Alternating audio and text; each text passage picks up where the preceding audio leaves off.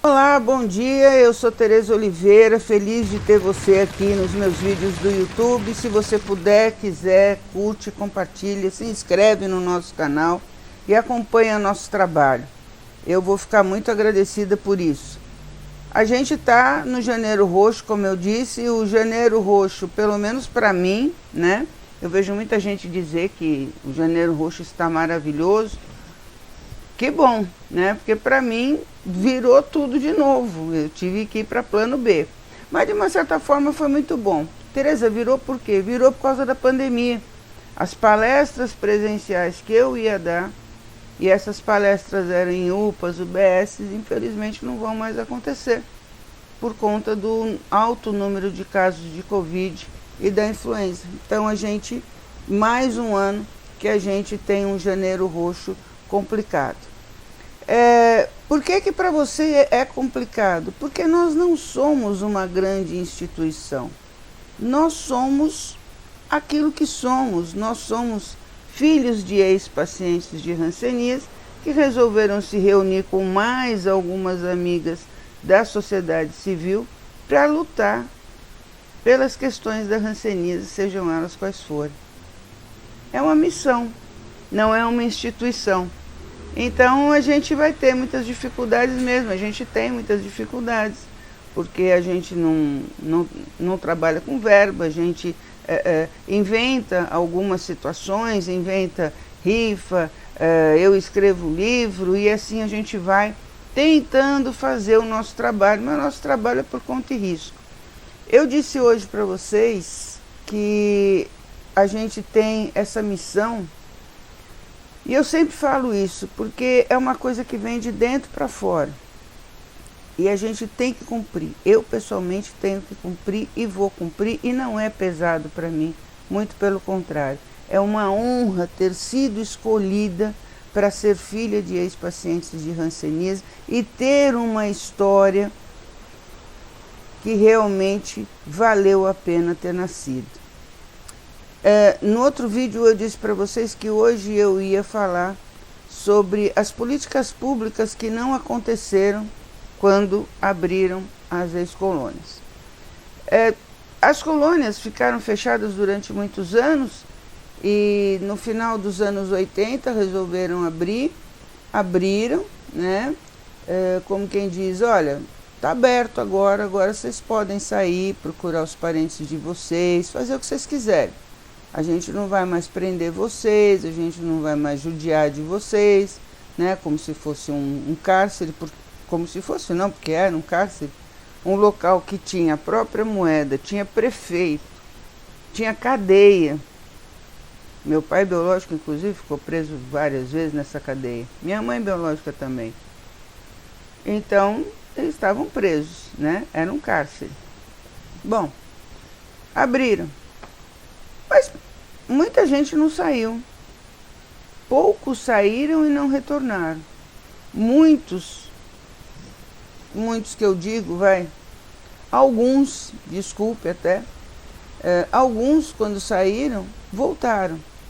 E a gente teve contato com esse pessoal, desligando aqui o celular, a gente teve contato com todo esse pessoal nas minhas viagens, nas minhas idas às ex-colônias e, sabe, todos eles disseram a mesma coisa. Eu bem que gostaria de sair, mas o preconceito me fez voltar.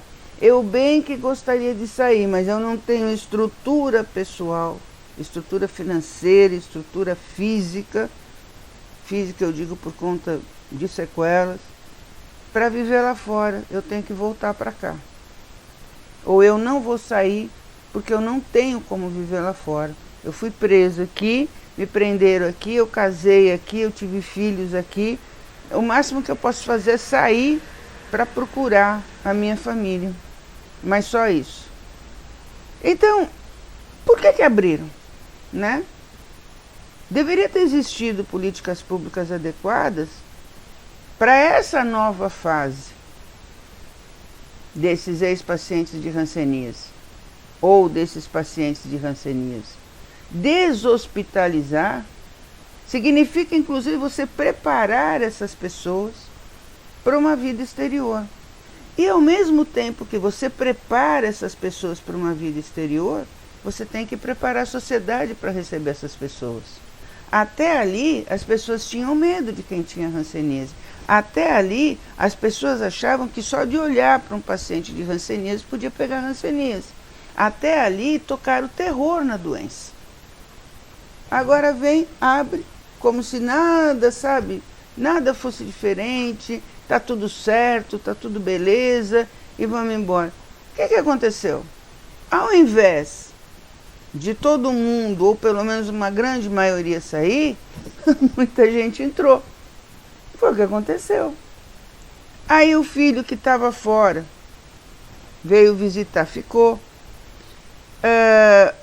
O irmão, o cunhado, enfim, ao invés de saírem, as pessoas foram entrando. E aí criaram outro problema. Quem realmente tem direito de ficar nas casas das ex-colônias? Quem realmente é o proprietário, é o detentor do direito, não digo nem proprietário, é o detentor do direito de ficar dentro das ex-colônias. Ah, mas eu sou filho, eu vim aqui para dentro para cuidar dos meus pais, né? E acabei casando, enfim, estou aqui, os meus pais morreram, mas eu cuidei deles até agora, eu não fiz vida lá fora, eu fiz vida aqui dentro. E aí fica. Esse filho vai fazer filho e assim sucessivamente.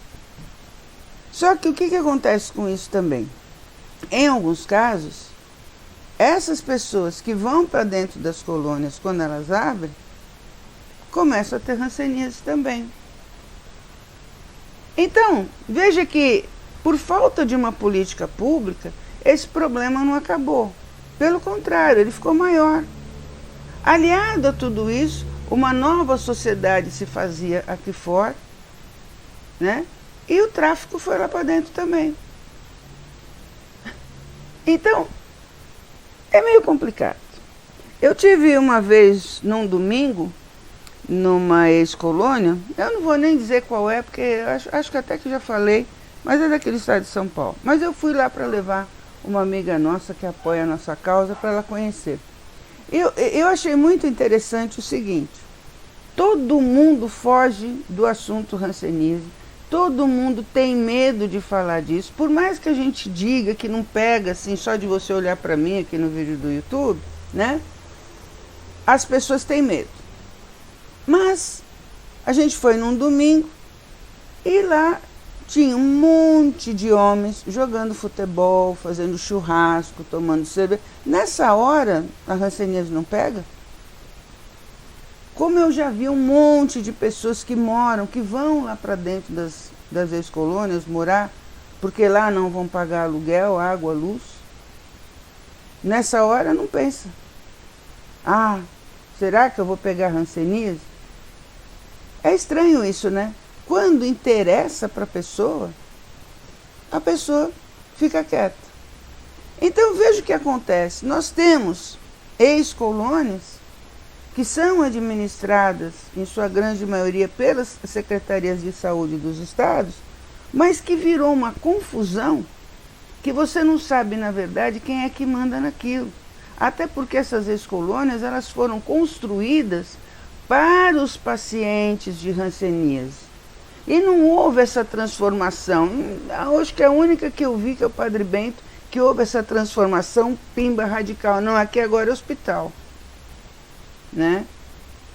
Mas mesmo assim, tem lá as pessoas que moram lá no São Francisco de Assis, no asilo, que eram pessoas que moravam dentro da colônia lá de Guarulhos, o Padre Bento. Então, histórias muito mal explicadas. Muito mal explicadas. Com isso, as políticas públicas que poderiam ter sido feitas na época para que não se chegasse a essa bagunça que é hoje, não foram feitas. E nunca vão ser feitas se a gente não começar a tocar nesse assunto. Vejam que quando eu disse que nós estamos no Janeiro Roxo, nós estamos tratando das questões da hanseníase, eu aposto que você pensou que eu só ia falar de doença. A doença me leva a falar de uma série de outros assuntos, me leva a ter diversos temas que a gente precisa desenvolver e criar políticas públicas para eles dentro da saúde e fora da saúde também. Por conta do quê?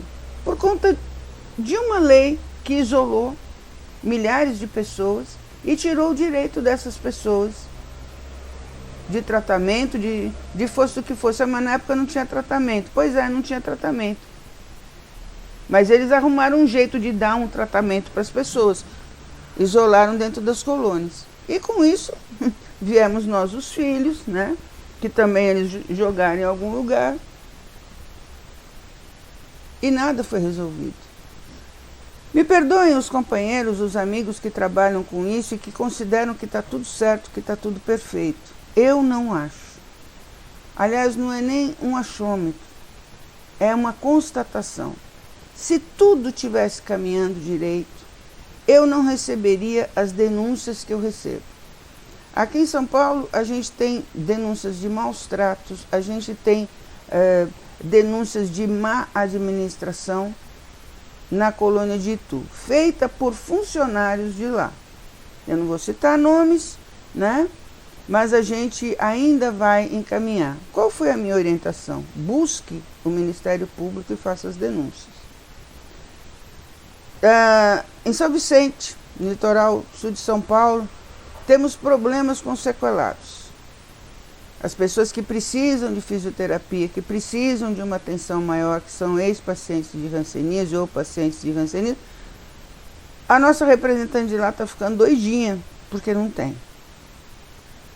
E o mesmo assunto se repete no Pará, quando a nossa representante de lá traz casos e mais casos horríveis, inclusive de preconceito, que não foram resolvidos. Falta de políticas públicas, falta de interesse político, inclusive, e falta de humanidade. Então, continuamos com os crimes de direitos humanos. E o assunto vai mais adiante, mas depois eu conto. Até, pessoal.